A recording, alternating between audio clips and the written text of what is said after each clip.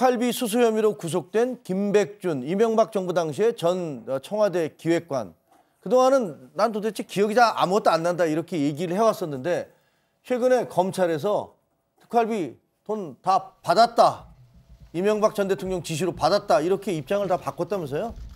네, 그렇습니다. 그러니까 처음에 구속되기 전까지만 해도 특활비와 관련돼서는 뭐 모든 혐의를 부인했던 과정이었는데요.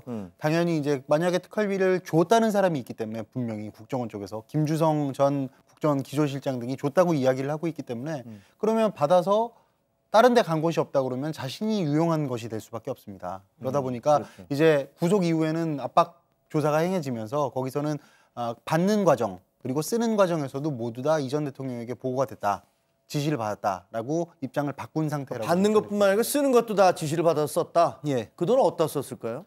그래서 개인적인 용처에 사용하진 않았겠죠. 그러니까 물론 대통령이 무슨 개인의 대통령으로서의 명예유지 같은 데 썼을 수는 있겠습니다만 지금 어디에 썼든 다른 국정원의 예산을 전용해서 쓰는 것 자체가 문제가 된다는 건 박근혜 정부에서 이미 결정이 나와 있는, 결정이라기보단 법원의 결정은 아닙니다만 수사 결과가 문제가 된다는 게 위법 사항이 있다는 게 나와 있는 상태이기 때문에요. 그것도 향후 뭐 이명박 전 대통령에 대한 조사 내지는 수사에서 특이한 쟁점이 될 것으로 예상이 됩니다.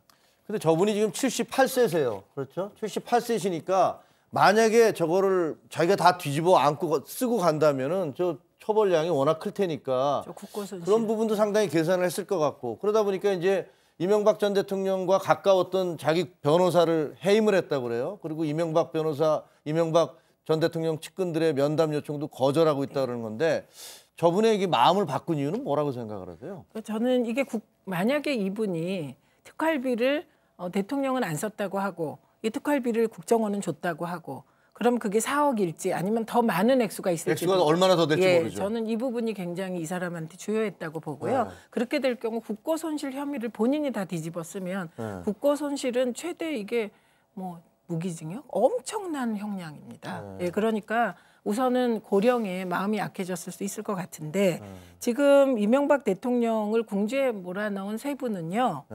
다른 데서 온 분이 아니에요. 김민중 부속실장, 그다음에 김백준 집사, 그다음에 김주성 전 국정원 기조실장.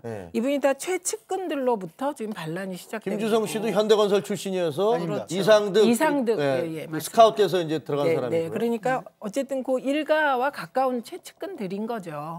김주성 전 실장 같은 경우에는요. 이상득 친형이죠. 이상득 전 의원이랑 1970년대 후반부터 코롱그룹에서 같이 일을 했던 사람입니다.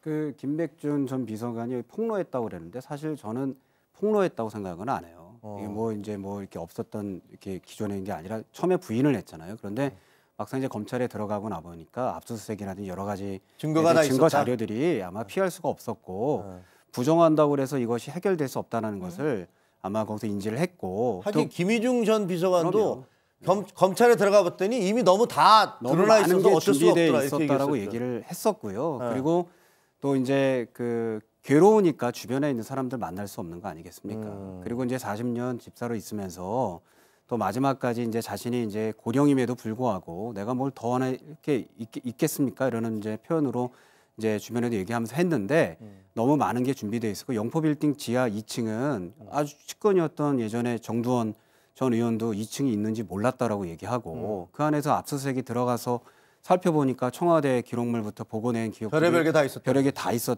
있었지 않습니까? 그리고 제가 지난번에 와서 말씀드렸지만 그 압수수색을 들어간다는 얘기는 이미 거기에 대해서 명확한 자료들이 있다는 걸 검찰이 알고 있었기 때문에 들어간 것이 그게 안 된다면은 그 압수수색 할 수 없거든요. 근데 이런 게 있는 것 같아요. 그 김희중 비서관이 국정원 특활비와 관련하여는 정말 극소수만 알 텐데 그 이명박 대통령이 자꾸 잘 알지도 못하는 수십 명을 데려다 놓고 회의에서 뭐하냐 이런 말 했거든요.